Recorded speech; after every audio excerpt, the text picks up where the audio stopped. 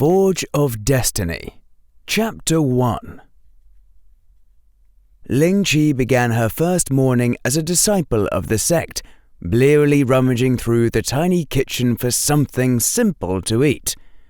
She was quite happy that they had stocked up the previous night. She would hate to have trudged out to the storehouse before she had a chance to properly wake up. Honestly, it still felt a little bizarre to think that she no longer had to worry about where her food would come from. Her musings served as ample distraction while she finished preparing breakfast. She was a bit surprised to note that Mi Qian's door was still closed, and there was no sign of the other girl waking up yet. Ling Qi hadn't really read the girl as being the type to sleep in like this. A quick glance out of the window as she sat down to eat showed that it was a good hour past sunrise. Even after she'd finished eating and gone back to her room to make a futile effort at taming her hair and cleaning up for the day ahead, her roommate's door remained closed. Ling Qi considered knocking, or even cracking the door open to check on her, but the other girl's warning lingered in her mind. Instead, she decided to spend her morning continuing to work on the exercises given for the Argent Soul technique until it was closer to noon. Sitting cross-legged in the darkened meditation room, simply breathing was oddly relaxing once she had managed to still her thoughts, and Ling Qi quickly found her tiredness fading. Without using a spirit stone, she didn't feel any increase in the fragile flicker of warmth remaining from last night's meditation, but it still felt good to sense it breathing along with her. For the first time in recent memory, she felt like she was genuinely good at something. She knew it was probably just wishful thinking on her part, but she allowed the thought to linger anyway. When she emerged from the meditation room, she found that Bei Miqian had finally awakened. The girl was seated by the hearth sipping from a cup of water, looking just as immaculate as she had the day before. Ling Qi felt a twinge of jealousy at the seeming ease with which the other girl maintained her appearance. She had long since resigned herself to her own peculiarities. More importantly, the pale girl was different in one major way. The snake she had seen hints of was now fully visible, looped loosely around Bei Miqian's neck. It was an eye-catching thing with bright green scales that reminded her of expensive jade. It was also quite small, only being about as wide as 2 fingers held together. The snake and girl looked up with eerie synchronicity as Ling Qi emerged, and she couldn't help but notice that the little snake's eyes were exactly the same shade as Mi Qian's. Before the silence could become awkward, Ling Qi looked up to her roommate's face. "Oh, you're up then. Good morning." She didn't feel the need to try and speak better around the other girl, who seemed to have no reaction to it either way. "Good morning." Bei Miqian responded evenly, not breaking eye contact or blinking. Ling Qi really wished she would blink more often. "Did your cultivation go well?" Ling Qi shrugged, feeling a bit self-conscious. She liked to think so, but she had nothing to compare it to. "I think so. I mean, I don't think I managed to awaken, but I think I can feel something in my dantian now." Ling Qi stumbled over her words more than she would have liked. The pale girl simply nodded slightly in response, setting down her now empty cup. "That is expected. It would have been highly unusual for you to have broken through the Red Soul stage in a single night of cultivation without significantly greater resources." She reached up to idly stroke the tiny spade-shaped head of her serpent with one finger as she spoke, and the reptile pressed itself against her touch. I cannot imagine you will fail to achieve it by the end of the week should you put the effort in," she added. Her tone was as bland as ever, but Ling Chi thought she was going for encouraging. Maybe. She also might be putting an ultimatum down. It was hard to tell. Despite that, Ling Chi had a feeling that the girl's views on natural progression speeds might be a bit skewed. "I know I'll manage it," she responded with more confidence than she actually felt. "I have to go out though. I'll see you later." She'd like to ask more about some of the things the other girl touched on, but she'd be late if she did. Bei Miqian responded with a small nod as Ling Chi turned to go, turning her full attention back to the serpent around her neck. The last sight she had of them was the bright green snake raising its head and hissing in Bei Miqian's ear, almost as if whispering to her. It was a clear, bright day, though the autumn chill was quite strong. Ling Chi was relieved to find that her disciple's uniform was warm, despite the fact that it was hardly winter wear. It really was the nicest set of clothing she had ever owned. She still wanted to modify it a bit, if only because of the poor fit. Perhaps she could see about breaking in the sewing kit she had been provided. Such thoughts were kept to the back of her head as most of Ling Chi's focus was on ensuring that she didn't run across trouble on her way to the plaza. She didn't know if her friendship with Bei Miqian would be enough to invite real reprisal, but she didn't feel the need to take chances. With no one actively looking for her and the lack of real crowds, it wasn't difficult to simply take a circuitous route to the edge of the arena. Once there, she skirted around the perimeter until she reached the entrance path carved into the mountainside. She kept her head down and slouched subtly to hide her height, making it out without trouble. It would get harder as time went on, but for now, her little tricks for avoiding notice were sufficient. Luckily, there were few people on the path to the plaza, and those that were travelling it were fairly scattered and too occupied with their own thoughts to pay her any mind. The plaza itself was more populated, and it was here that she first saw older disciples. There were even more of them than students her own age. Where had they come from? She stuck to the edge of the plaza for a time to observe, but eventually relaxed. None of the older disciples seemed to have any interest in those from her group. In fact, they seemed to be almost completely ignoring them as they went about their business. Most headed into the large lecture building, but others simply stood around in groups, chatting or heading off down the other. Those hadn't been there yesterday. There were now 4 other gates, 2 on the eastern side and 2 on the western side, marking paths that wound up or down the mountain. Ling Chi shook her head at the sight. More magic. She really was out of her league. The confidence she had felt last night and this morning was ebbing away quickly. Eventually, she moved out of the shade of the gates and began searching for Han Jian. She knew it was foolish, but between her embarrassment with Sun Xiling and her roommate's taciturn nature, she really was looking forward to some simple, friendly interaction. She couldn't really bring herself to be suspicious of the handsome boy. This was the only reason she paused rather than leave entirely when she caught sight of him already having a conversation with another disciple. It was another boy, shorter by a head than the 2 of them, but significantly broader at the shoulder and wider at the waist.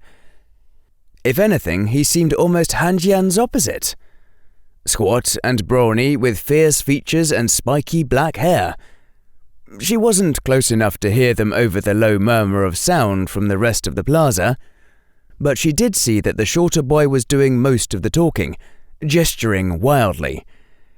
He seemed to have a rather bombastic personality at first glance. Han Jian's smile seemed pretty fixed. Han Jian met her eyes then, noticing her where she had stopped in the shade of one of the scattered peach trees. For an instant, Ling Qi saw something like relief in his eyes. That was enough to get her moving again. Once she had gotten closer, Han Jian raised a hand, interrupting the other boy. "Ling Qi, over here. Glad you could make it." That was one way to excuse oneself from a conversation, though she wasn't too pleased about the attention it drew to her. For his part, the shorter boy turned quickly in the direction of Han Jian's gaze, an eager expression on his face, only for it to fade as soon as his eyes landed on her. Ling Qi suppressed her frown and instead nodded politely to Han Jian as she closed the distance. "Good morning, Han Jian. I'm sorry if I was late." With him, she felt like she should at least make an effort at politeness. Ling Qi glanced at his companion. He was frowning unhappily at her. What was his problem? "Who might your—" "Really, Jian?" the shorter boy interrupted, giving the other boy an incredulous look. "When I heard a heartbreaker like you was coming out to meet a girl, I thought I'd have a chance to meet a beauty, not a stick with pretensions." His words were loud and coarse, even discounting their content. Ling Qi felt her expression freeze on her face, even as Han Jian winced almost imperceptibly. If she hadn't already noticed his discomfort with the other boy, she might have done or said something unfortunate. As it was, she held back, but only just by clenching her teeth. In the silence that followed, Han Jian managed to rally. "You, isn't that a bit much? There's no call to be rude to another practitioner. Besides, I told you that it wasn't anything like that."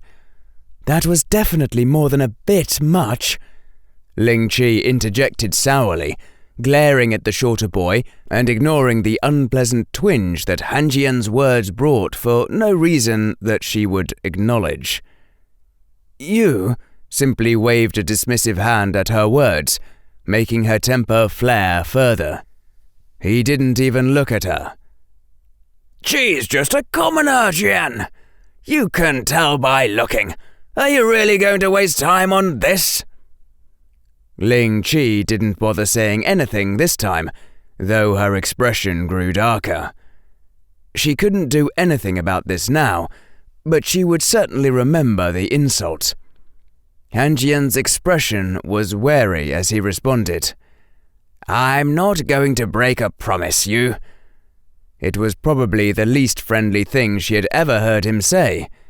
The shorter boy snorted in response. "Fine. I suppose I won't begrudge you your taste, Jian. Just try not to waste too much time.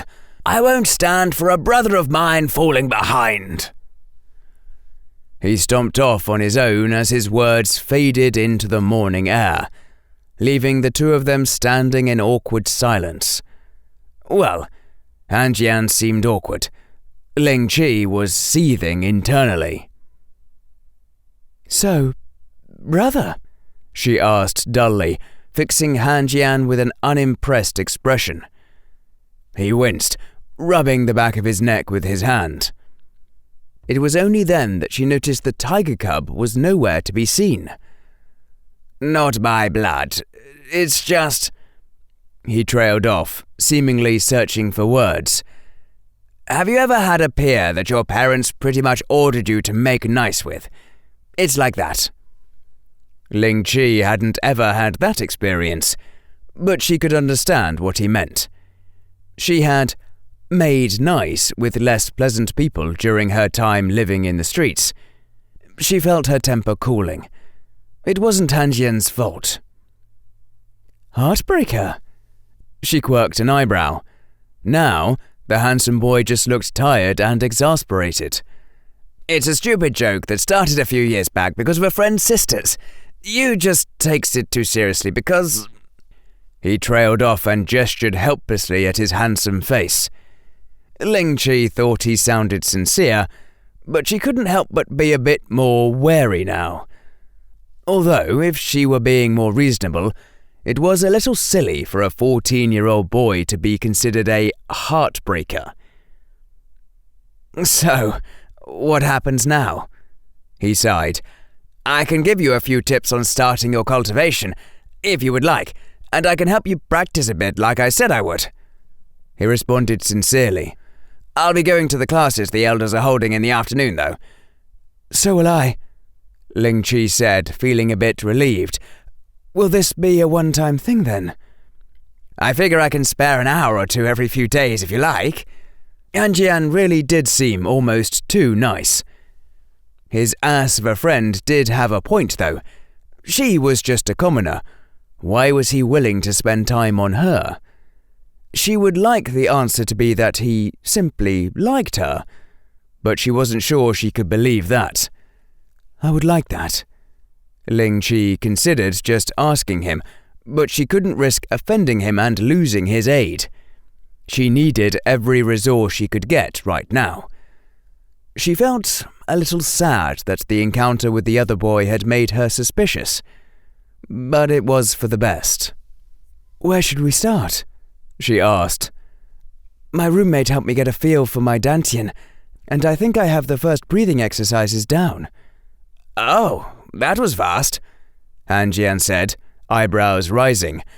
"I assume you mean the Argent Soul exercise." He continued, to which she nodded.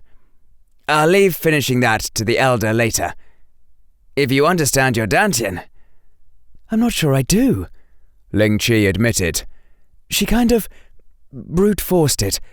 I get that it's your spiritual center and where you store your chi, but—" She trailed off, spreading her hands in a gesture of helplessness. He gave her a strange look, leaning back against the trunk of the peach tree they were standing under. "Right, that is the gist of it. The dantian's not a physical organ like your heart or your stomach, but exercising and expanding it is at the core of improving your ability to hold and use chi. Think of it as the heart of your spirit."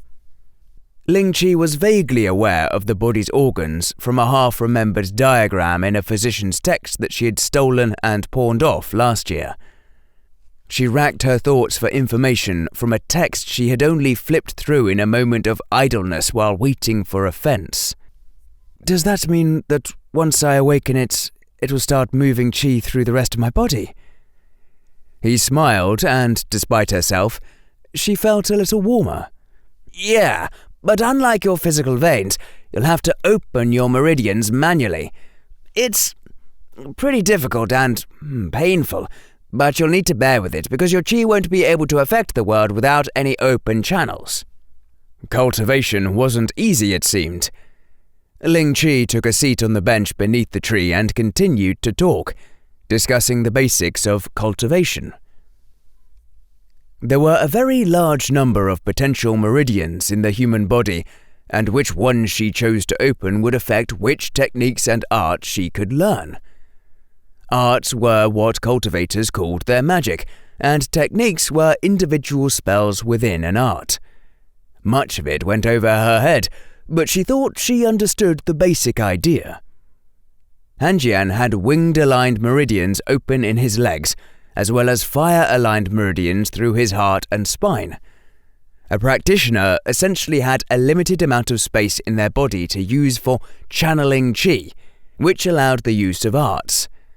A meridian could only channel a single type of chi at a time, limiting the number of arts a cultivator could use.